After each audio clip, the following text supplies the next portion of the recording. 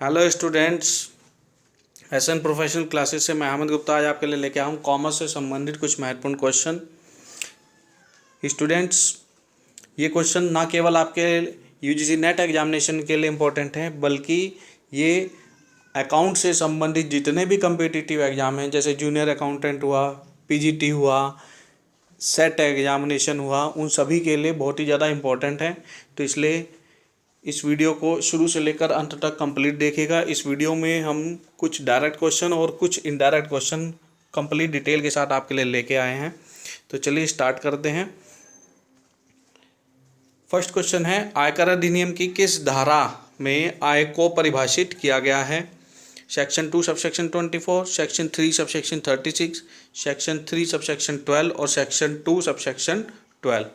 तो हमारे को बताना है आयकर अधिनियम की किस धारा में आय को, इनकम को परिभाषित किया गया है। तो स्टूडेंट्स, आयकर अधिनियम की धारा 2 सबसेक्शन 24, सेक्शन 2 सबसेक्शन 24 के अंतर्गत आय को परिभाषित किया गया, अर्थात ऑप्शन नंबर ए इसका करेक्ट आंसर होगा। चलिए जानते हैं। नेक्स्ट क्वेश्चन है हमारा, अकाउंटिंग स्टैंडर्ड 8 का संबंध किससे है? शोध और विकास के लेखांकन से, संपत्ति के मूल्यांकन से, स्कंद के मूल्यांकन से या आय से? हमारे को बताना है AS 8 अकाउंटिंग स्टैंडर्ड 8 का संबंध किससे है?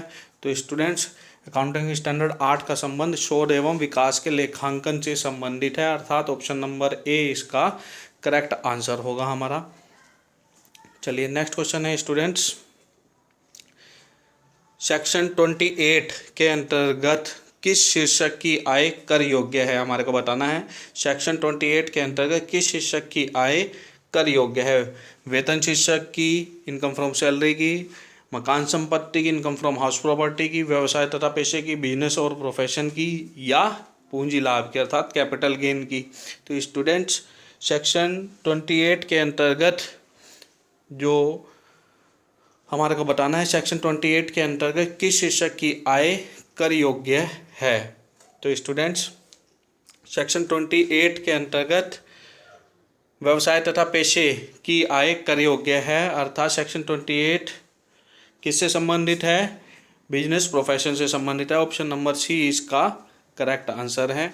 चलिए अब जानते हैं अन्य शीर्षक के बारे में और कौन कौन से हैं। पहले हमारे को पता होना चाहिए, सभी जो कॉमर्स के स्टूडेंट्स हैं उन्हें इतना तो मालूम ही होता है कि आय के मुख्य रूप से 5 शीर्षक हैं।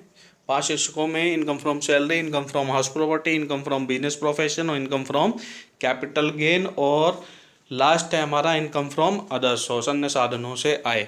तो सभी के बारे में जानते हैं। तो वेतन से संबंधित जो सेक्शन है वेतन शीर्षक से, वो है सेक्शन 15 से 17। मकान संपत्ति से, इनकम फ्रॉम हाउस प्रॉपर्टी से संबंधित सेक्शन है section 27 to section 22 to section 27, और बिजनेस प्रोफेशन से संबंधित है सेक्शन 28 से सेक्शन 44 DB।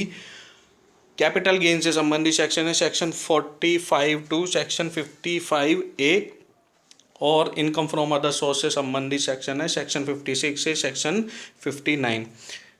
ये थे इनकम से संबंधित जो भी हमारे मुख्य रूप से 5 हेड हैं, उनसे संबंधित महत्वपूर्ण पॉइंट्स। स्टूडेंट्स, यदि आप हमारे चैनल पर नए हैं और आपने चैनल को तो सब्सक्राइब नहीं किया और वीडियो आपको अच्छा लग रहा है, इसी प्रकार के रेगुलर अपडेट्स प्राप्त करना चाहते हैं, तो चैनल को अभी सब्सक्राइब करें और साथ ही साथ बेल आइकन को सब्सक्राइब करने के बाद बेल आइकन को प्रेस करें, और जितना ज़्यादा हो इस वीडियो को अपने अन्य मित्रों के साथ शेयर करें ताकि वो भी इस वीडियो का बेनिफिट ले सकें। चलिए नेक्स्ट क्वेश्चन है, उद्देश्यों द्वारा प्रबंध की विधि का प्रतिपादन किया गया था, किसके द्वारा किया गया था? उद्देश्यों द्वारा प्रबंध को बोलते हैं मैनेजमेंट बाय ऑब्जेक्टिव, और इसका एक दूसरा नाम है परिणाम द्वारा प्रबंध, अर्थात मैनेजमेंट बाय रिजल्ट।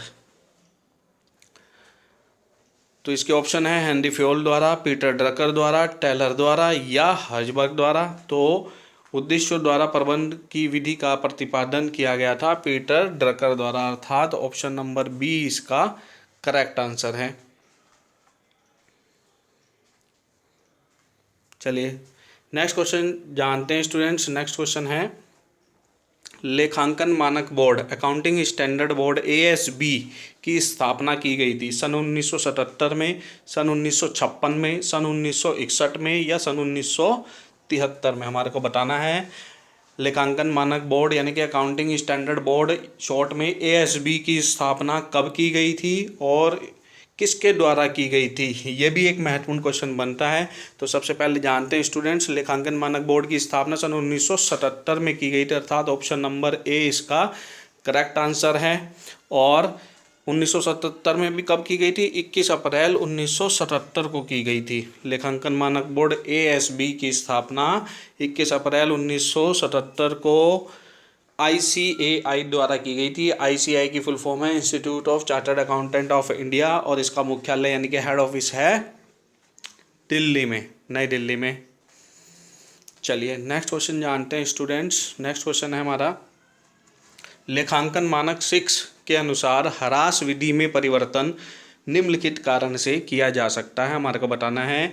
लेखा अकाउंटिंग स्टैंडर्ड 6 के अनुसार ह्रास विधि में परिवर्तन, डेप्रिसिएशन विधि में परिवर्तन निम्नलिखित कारण से किया जा सकता है। ऑप्शन दिए हैं, विधान द्वारा आवश्यक हो, जब विधान द्वारा आवश्यक तो, प्रबंधकों की इच्छा अनुसार कभी भी किया जा सकता है, या चार्टर्ड अकाउंटेंट की इच्छा से, या परिवर्तन नहीं करना चाहिए।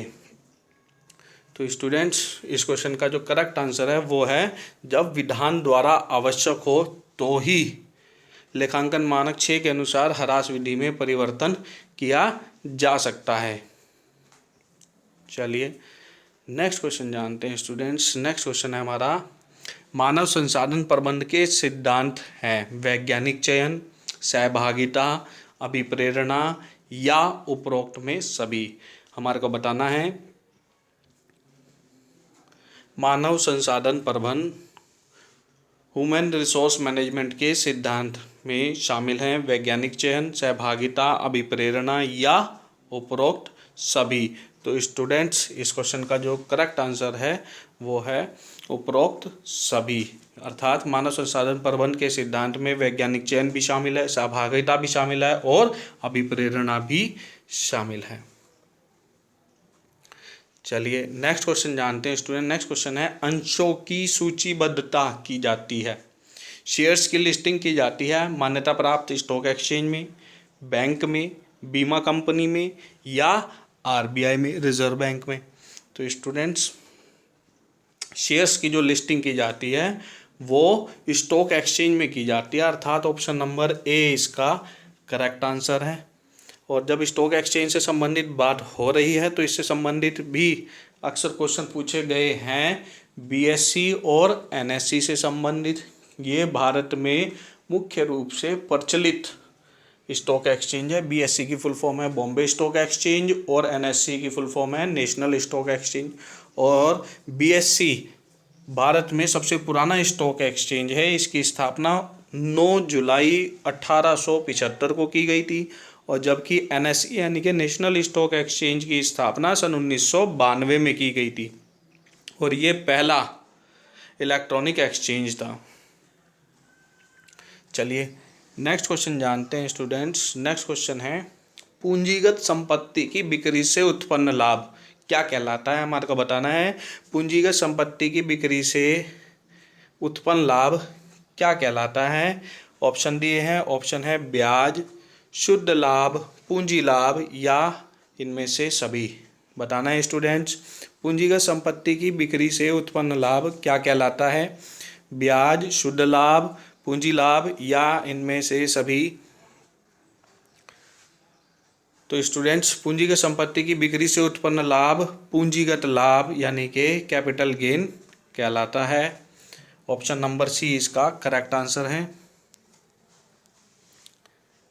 चलिए नेक्स्ट क्वेश्चन जानते हैं। भारत में निजीकरण की व्यवस्था लागू हुई, हमारे को बताना मोस्ट इंपॉर्टेंट क्वेश्चन है।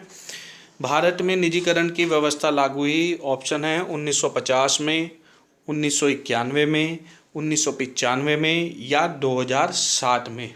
भारत में प्राइवेटाइजेशन की व्यवस्था लागू हुई, हमारे को बताना है ऑप्शन है 1950 में, 1991 में, 1995 में या 2007 में। तो स्टूडेंट्स इस क्वेश्चन का जो करेक्ट आंसर है वो है ऑप्शन नंबर बी, सन 1991 में। और कंप्लीट डेट है इसकी 24 जुलाई 1991 को। पीवी नरसिम्हा राव जी की सरकार थी और मनमोहन सिंह जी को भारत की नई आर्थिक नीति न्यू इकोनॉमिक पॉलिसी का जनक माना जाता है। ये थे हमारे निजीकरण से संबंधित कुछ महत्वपूर्ण पॉइंट, आप इनको अच्छे से तैयार कर लीजिएगा। चलिए अब जानते हैं, नेक्स्ट क्वेश्चन है क्रय शक्ति समता सिद्धांत का प्रतिपादन किया था। बताना है क्रय शक्ति समता सिद्धांत का प्रतिपादन किसने किया था? रिकार्डो ने, मार्शल ने, कैसल ने या वाइनर ने? मोस्ट इंपॉर्टेंट क्वेश्चन है, अच्छे से तैयार कीजिएगा स्टूडेंट्स। क्वेश्चन का आंसर जानने से पहले इस वीडियो को जितना ज़्यादा पॉसिबल हो उतना ज़्यादा शेयर करें, कमेंट करें आपका वीडियो कैसा लगा। चलिए जानते हैं स्टूडेंट्स, इस क्वेश्चन का जो करेक्ट आंसर है वो है क्रय शक्ति समता सिद्धांत का प्रतिपादन कैसल ने किया था, अर्थात ऑप्शन नंबर सी इसका करेक्ट आंसर है। Thank you students, thank you for watching SN professional classes. Please इस वीडियो को जितना ज़्यादा पॉसिबल हो अपने सभी व्हाट्सएप ग्रुप, फेसबुक पेज पर, फेसबुक ग्रुप्स पर शेयर करें ताकि आपके अन्य मित्र भी इस वीडियो का ज़्यादा से ज़्यादा बेनिफिट ले सके। Best of luck for your examination. Thank you again, thank you students, thank you for watching. Please like, comment and subscribe our channel. Thank you students.